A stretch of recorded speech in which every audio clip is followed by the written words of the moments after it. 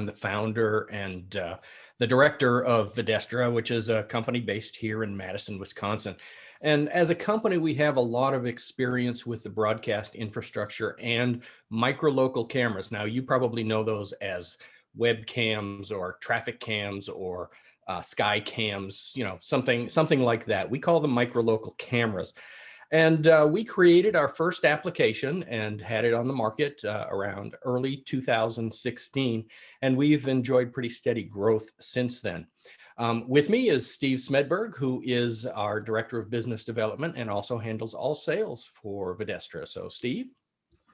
Yeah, as Dan said, thanks a lot for joining us. We know you have busy schedules, so we appreciate your taking a little time out for this webinar. Today, we're really excited to share a new capability of integrating traffic cameras into the Videstra system. Now, many of you maybe already know the Videstra system. It is by far the easiest way to bring those micro-local cameras that Dan talked about into your broadcast plant to manage them, route them, switch them, get them on air, and digitally publish them on your online and websites and on your apps.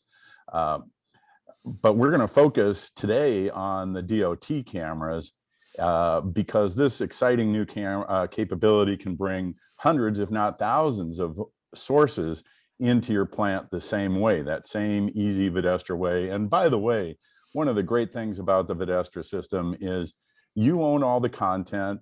We don't share in the content so that we're not taking some cut in the value of your content. You keep all the value, and we don't charge huge monthly fees. We don't charge any monthly fees in most cases. So it's a really simple, easy, economic way for you to really make best use of these micro-local cameras, and now adding the DOT cameras. I'm going to turn it over to Dan so he can tell you how the DOT cameras work. But just before we do that, one little point about the DOT cameras. Every agency is a little bit different. So each state, each local Department of Transportation has different technology. So they may have a super easy way for us to automate everything and bring in live cameras. They may only have still images available that we will be able to help you make time lapses out of, or they may even require you to put some equipment on site so that you can take advantage of these capabilities. The good news is we at Videstra are going to do all the heavy lifting to make that technology work for you, regardless of the agency that you're dealing with. We just ask your help in making the connection. So with that, I'm going to turn it over to Dan. Super, thanks, Steve. So, back when we started Videstra, one of the things that we wanted to do is create a simple workflow around all this growing trend of using these cameras on air. What we did is we created an alternative to the complex, fragile, and somewhat cumbersome systems that have been built at a lot of television stations that use repurposed computers, web browsers, impossibly long URLs that you have to establish for each camera, and something that we like to refer to as evil scan converters, because we just generally don't think scan converters are a great solution for this. Emily, if we could go to the next slide. Again, our mission was to unify the workflow and make it as simple as possible. And so what we did is created a workflow and an application that looks and feels like a broadcast router in your plant, something that everybody in a television station is going to be very familiar with. So it's very easy to use. But the other thing that we wanted to do was unlock the value of those cameras, because these cameras are capable of doing a lot more than just putting live video on air. They're capable of pan tilt zoom control. So we included a very easy and intuitive way to utilize the pan tilt controls for cameras that support PTZ and presets. So many of these cameras do support presets, and we do a lot with those presets. Also, these cameras are capable of doing time-lapse on demand. And the point of time-lapse on demand means that you don't have to do any pre-setup to prepare to do a time-lapse. You can just simply go back to any time period within the past 3 days and grab a time lapse anytime you want to. Um, the other thing you can do is grab live recordings from the camera. These cameras are always recording video. And so you can go back 3 or 4 days and grab a piece of live video that was recorded by that camera. You can bring it over and it's full frame video, and you can load it onto your playout system and use video from that camera that happened, say, yesterday. That's a very powerful capability. You can share these cameras across your group with full security. And what I mean by that is, so you own the camera, but you want to share it with every other member of your group. They don't have access to the PTZ functionality or the exposure settings or anything like that. They just get what you're seeing, but they can use it on the air just the way you do. But you still retain full control over that. And we also offer full automation on this system. So if you have Ross Overdrive or a Grass Valley Ignite, these cameras can become full citizens of your automation system, and you handle them pretty much the same way you handle your studio cameras, and you have full control. But the one thing that we're really going to concentrate on today is the traffic capability. So let's go to the next slide. And what you're now looking at is what we call the DOT selector. And with this DOT selector, you get a map that is fully zoomable and pannable, and with push pins for every camera within your DOT region. And by the way, you can also see that we have full national radar that can be overlaid on this map. It's an option. You can turn it on and off as you want. But you can click on any push pin and see a preview of that camera. And whatever that camera supports, whether it's still images or video, you can see those previews. On the left side is a complete list of all the cameras with some metadata that's associated with each camera. And you can filter and search on this list. So you can search for a particular camera by its region or name or what have you. You can filter, so you can only show cameras along a specific route, and the map will comply with those filters. So it makes it really simple to use that way and to find. I mean, imagine if you are bringing in hundreds of cameras. That's a lot of cameras. You know, just to talk about how many cameras we're talking about, when we introduced this functionality to our Iowa customers, they immediately had access to over 450 cameras throughout the state. That's pretty amazing. And I mean, we have several other states that we've introduced. Arizona has over 300 cameras that were immediately added to the system. Colorado, over 800. Georgia, over 1,000 cameras. And in California, an amazing over 2,000 cameras that were added. So the advantages you get with this system are really amazing. Another interesting thing about the list that's on the left side is you can create favorites. So you can see several of the cameras at the top are checked. So to mark a camera as a favorite, you simply check it, and that camera will then always appear at the top of the list. And even more powerful than that, you can create separate favorite lists, one for, say, morning drive time and one for afternoon drive time. So the capabilities are just amazing with this, with full preview. And once you've chosen a camera, either on the map or from the list, you simply hit the big button at the bottom that says assign to panel. And then that camera gets assigned to the standard UI for the Videstra VestraView system. So we can go to the next slide. And what you're looking at now is the main UI. It looks and feels like a router. You see the source on the left, and then you assign the output to on the right. And with the basic Videstra system, you get 4 channels of HD-SDI output, fully gen locked, and you can gang V-streamers. We have an exclusive decoder called the V-streamer. You can gang them and get 8 channels out if you want to.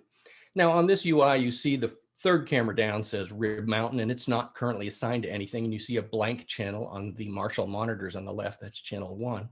And so we go to the next slide, and you can see we've now assigned that to channel 1. It's really that simple. Again, it feels like a router. It's very, very simple. We also are empowering you with ways to monetize these. So being able to add overlays to these is also a very powerful system within the system. So if we go to the next slide, you'll see that the fourth camera down has a sponsor. In this case, it's Home Depot. And that overlay will appear on the UI as well as on the HD SDI output. So it doesn't book up or utilize a MixFX bank on your switcher or a downstream keyer. And it keeps the whole process much, much simpler. Let's go to the next slide. Oh, that's where we're kind of wrapping things up here. So what I, really wanted to do is remind everybody that, we're not new to this. We've been doing this for a while. We have a lot of experience. And so now I'll go ahead and let Steve wrap things up. Well, we've kept this short for a reason. A couple reasons. Number one, we value your time. But the other reason is the Videstra system really is pretty simple. Once it's set up and running, it's really easy to use. And there isn't a whole lot to teach you about using it. So once you're up and running, your users are going to be able to access all the cameras. One of the problems when Dan was originally talking about scan converters and repurposing computers, a lot of times there's a lot of work that goes into getting the source ready for air. And by the time that happens, it's too late. The director's moved on or the automation system has moved on and you never get that shot to air. So Videstra is super easy to use. And we didn't want to take a lot of your time out of respect for how valuable it is. But I did see some questions came in, so I would love to answer those. I think a couple of them relate to the question about which DOTs have cameras, what type of sources they have available, and what have you. And I do just want to circle back to that. Each DOT is different in how they do it. We're happy to do the legwork to find out if we haven't already explored it. And we actually do have a white paper, which you will get on how to approach your DOT, but you can always come to us first and we'll approach the DOTs, find out what they have available and put together an action plan so that we can put them to work for you. So with that, Emily, can you share the questions that came in? Absolutely, yeah. So a couple questions. Is this compatible with Sony ELC? Oh, I can answer that question. So we are compatible with the Sony SNC cameras. Those are an older camera, and the ELC, I think, are the newer types of cameras. So as a general rule, most Sony cameras are fully compatible with our system. We have, within the system, we have something called native panels, which are built for Sony, Axis, Truin, and Bolin cameras. But we also have something called a flex panel, which works with virtually any camera that has an H.264 stream available from it. And that pretty much covers all the cameras that are made today. And I just saw the question come in that the question is about Sony automation. And so the two automation systems that we worked with to date at stations are the Grass Valley and the Ross, but Dan, maybe you could address the Sony automation. Sure. So we don't have any experience with the Sony automation, but what I can tell you is that the way we are compatible with these automation systems is because we look to the automation system as though we are a simple Grass Valley 7000 router. So if the system can talk to a Grass Valley 7000 router, and pretty much I'm sure all of them can, they can talk to us. Whether there's some eccentricities involved with a particular implementation of how, say, Sony might address a 7000 router, we'd have to work those issues out if they did arise. But as a general rule, we are seen by the outside world as a Grass Valley 7000 router, so it should be compatible. Perfect. Another question is, how much does the system cost, and are there reoccurring monthly costs? That's a great question. I'll take that one, Dan. The basic price for a 4-channel Videstra system is around $20,000. And that includes 4 HDSDI outputs, all of the software that you've just seen, including the DOT capability. It's another about $8,000 if you want to add 4 more outputs for a total of 8 outputs. And with respect to recurring fees, there are no monthly recurring fees with the basic system. There is an annual support maintenance fee if you want to have access to hot swaps for the hardware and continual updates for the software. We do offer the cloud sharing service that Dan mentioned, and that is a monthly fee-based solution. It is not very expensive. It's about $200 for 4 feeds to share between stations for each station, $200 a month. And it varies by how many feeds you need to share. But there is no ongoing monthly fee for the basic system. And the DOTs that we know of don't have any licensing fees. Sometimes they have licensing contracts that will work with you to get in place. But those contracts are generally no charge. They're just making sure, for example, that you credit the DOT with a graphic, and our overlay capability gives you that assurance that you can credit them if they require it, that sort of thing. Hopefully that answers your question. Yeah, and then another question kind of going off of that, if the state is already set to go, would there be any pricing discounts available? We don't charge an integration fee for the DOT integration. It's just part of the basic system purchase, but I'd be happy to talk with you specifically offline about pricing to make sure that you got a very accurate quote.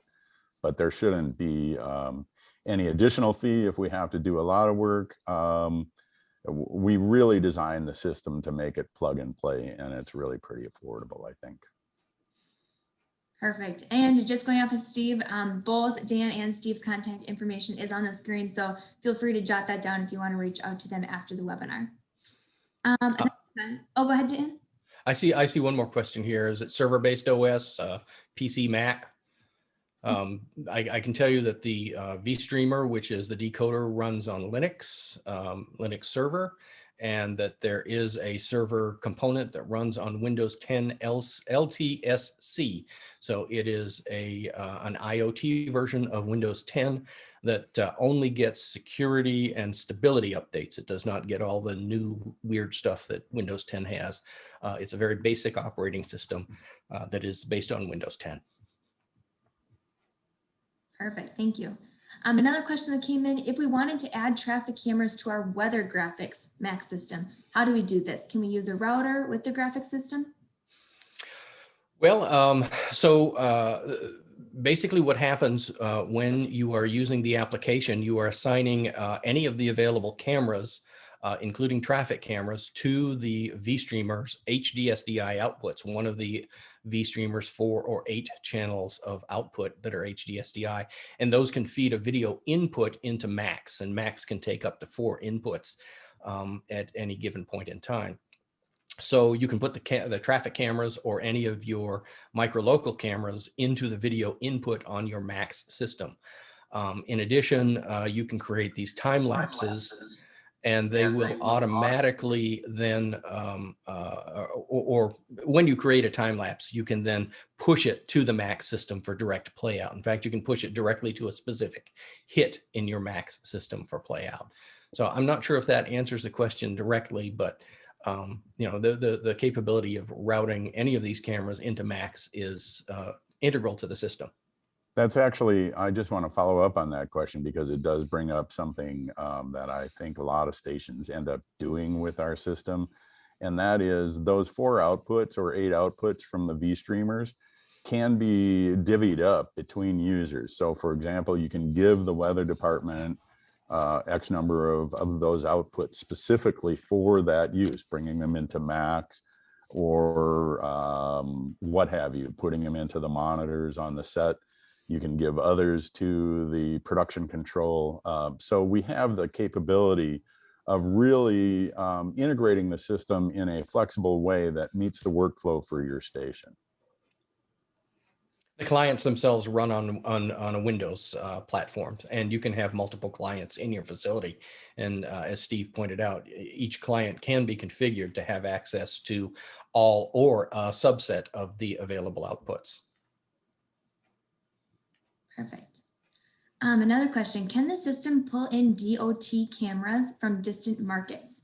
If so, is there a limit on the number? So technically, we don't care where those DOT cameras are coming from. It will, of course, depend on how the DOT makes those cameras available to you. Just as an example, the Iowa DOT, which I kind of think of as the gold standard for how it probably ought to be done. It would be great if everybody did it this way. You can pull those cameras in from an internet feed once you have an account with the Iowa DOT and use them on air, and you get video and images. And they don't really care if you're calling them from anywhere inside of Iowa or, in New Zealand. It really doesn't matter. Some DOTs, on the other hand, require that you actually have like a VPN connected to their facility in order to gain access to those cameras, and that you have to have an account on their network. It's going to vary by state, because each state runs their DOT differently. I think one of the things too is each state has a unique licensing requirement for you. So some of them are just pretty open. They say, as long as you're a broadcaster, you can use our feeds. Others require you to enter into an agreement. And again, we'll do the heavy lifting on the technical side. We'll do everything we can to help you on the business side. And it does vary from state to state. I'm just going to follow up. There was one question about Delaware and some of the nearby markets. I'd be happy to talk to you offline. I don't believe we've looked at Delaware directly, but we'd be happy to look into it and get you an accurate answer to that question. Yep. Sometimes it can be an interesting challenge when you're in a market that is close to a state boundary, because then we do need to talk to more than one state. And as I said, each state does things differently. So that can involve a few complications, but we have a lot of experience in working with states in these things. Right. There's another question that came in about integrating WeatherBug cameras, and absolutely, we've had experience integrating WeatherBug cameras. So Dan, why don't you take that question on? Yes, WeatherBug uses a lot of Sony cameras. They use a variety of cameras out there. Yes, we have pulled in the WeatherBug cameras, and without exception, once you connect our system to the WeatherBug camera, your video output will improve dramatically.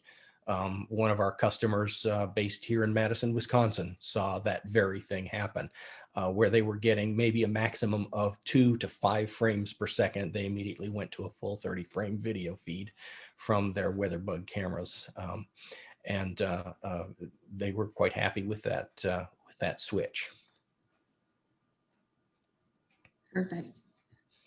Well, that is all the questions that we had come in. If you do think of anything else, please follow up with Dan or Steve. We'd be happy to get those answered for you. Again, you will receive the recording from today's webinar along with the PowerPoint slides after today's event. So just keep a lookout for that. That's all we have for you today, but thank you so much for joining us. We so appreciate your time, and we look forward to sending you the white paper and this information and more webinars to come. So Dan, Steve, thank you so much for all the information today. Thanks, Emily. Thank you all for attending. Thank you. Okay. Bye. Bye-bye.